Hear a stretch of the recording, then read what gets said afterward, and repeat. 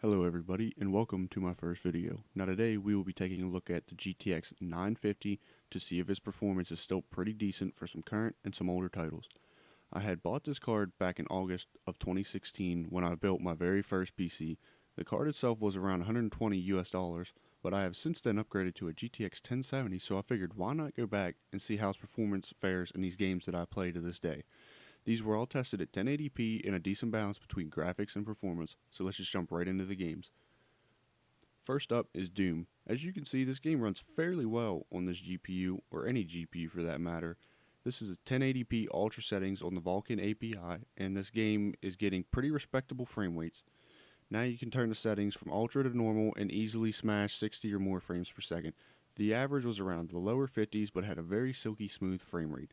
But overall, this is a very playable and enjoyable experience as there were virtually no stutter points throughout the gameplay.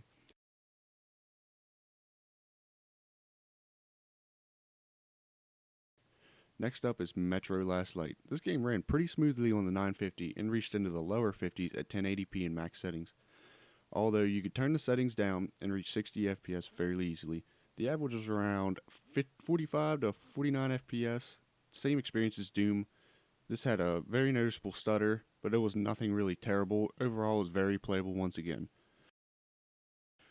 Next up, we have Dying Light. This feels like a well-optimized game, but it can be very demanding under high settings. This game was running at low settings and the average was around 60 FPS. This game, like Doom, has just a buttery smooth gameplay experience to it. The frame rate has never really dipped either. The lowest was around 53 or 54 FPS and would even span into the high 60s. I never lost my focus in a PvP match with this card. I felt in control of my gameplay and didn't have a disadvantage in a high-paced, reaction-intense game such as this. My aim felt precise as it should, and it was a very well-rounded performer on this game. And last, we have an early access game, Osiris New Dawn. I find this game very graphically demanding. This game absolutely dropped the 950 to its knees and made it beg for mercy. At 1080p in max settings, we saw about 30 FPS, but very large dips into the single-digit frame rates. At 1080p, low settings was playable, and it was very sickening as the stuttering was just too much. I dropped the resolution to 900p, and the game was running fairly smoothly. Obviously, the lower the settings, the smoother the gameplay. Max settings at 900p felt smooth, but the skipping and screen tearing were still barely present. Lowest settings had the most enjoyable experience at 900p. This game will even drop my 1070 to its knees at 1440p in ultra settings. This is one of the most graphically intensive games that I have personally played.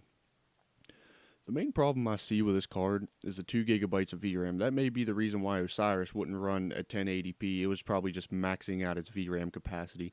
Other than that, do I think the card is worth buying? Yes and no.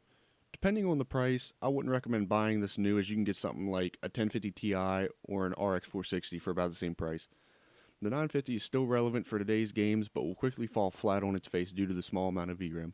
If you can find this card cheap, I would recommend picking it up. Okay, that's it guys. Hope you enjoyed the video. Leave a like if you liked it, leave a dislike if you didn't like it, and subscribe for more PC content, and I will see you guys in the next video.